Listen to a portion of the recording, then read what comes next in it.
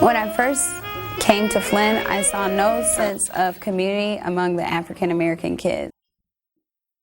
Upon doing further research about the school, it became known to me that I was the only African American teacher in about 10 years. And so I found that there are about 25 African American girls in the school. I said we have to do something for our girls. All right, so we need to plan next meeting. So we already did the gratitude. And who is our Queen Sister of the Day for that day? It was, no, you did that one 2 weeks ago. Oprah. Yeah, we did Oprah. So ideas for next meeting, go.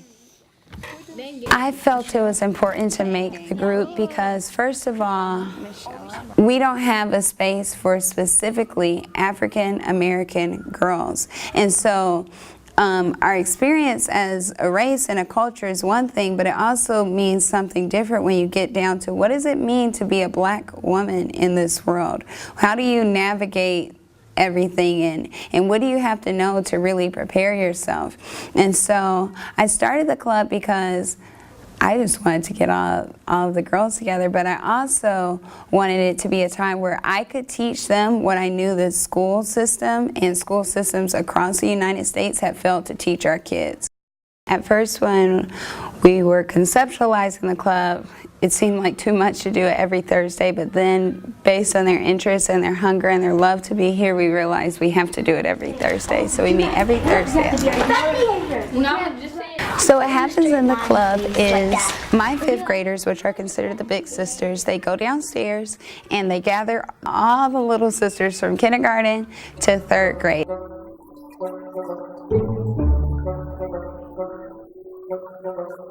We have all the girls that come on a regular basis, all 25, but the girls are always up here. They're not supposed to come till 12:30. I don't know how they do it, but they are here on time, every time, and too early.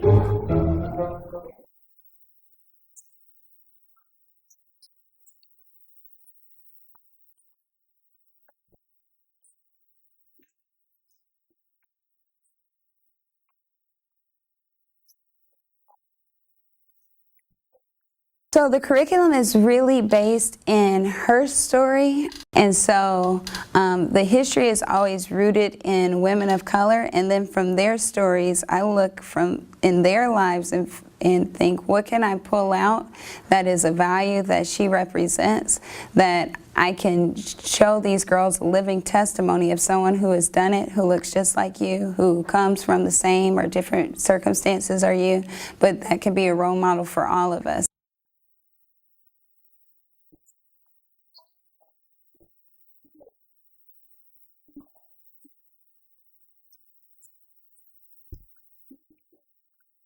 So we say our sisterhood creed, which is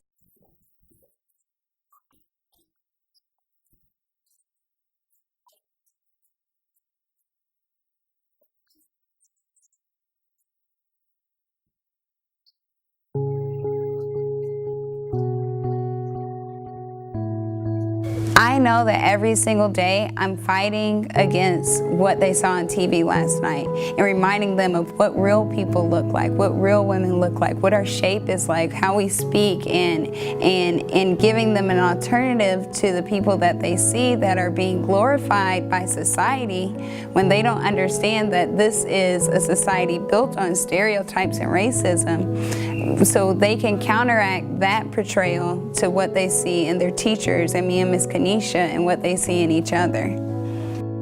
Since they came to the club, I've seen so much growth in the girls. Their ability, one, to look at people when they're speaking to them. It was, when they first came, it was a lot of, my name is Anaya, you know, and me and Kanisha always push them, speak up, you know, assert yourself. If you don't take your answer seriously, then no one else will. And so I've seen them not only speak more confidently, I've also seen them really take a sense of ownership of each other. And I like that the club gives the opportunity to develop the big sisters as leaders and also gives the younger sisters something to aspire to. I have to be that model of excellence that I want them to be, and excellent is a really hard bar to set. I mean, it's a high standard, and so giving up, canceling, not doing it, not showing up on a Thursday is not an option at all. The foundation that I hope to lay for them is a sense of self-love, a sense of love of our culture, and the knowledge that we come from a long line of great people, and our history did not just start here, and why you should be proud, and why, you know, you are a princess now, but one day you will be a queen. And when you have a crown on your head, it's a heavy burden, but you have to always wear it. And even in taking the history from here, there's so much, our ancestors were so strong, and that we have that same blood inside of us. And so it's our job to stand on the shoulders of our ancestors and to continue the work that they did with the same strength that they have. And so it's really about who they are as individuals, but also me seeing the future for where I want them to go further than me. What values can I talk to you about today that'll help prepare you for what's going to happen tomorrow?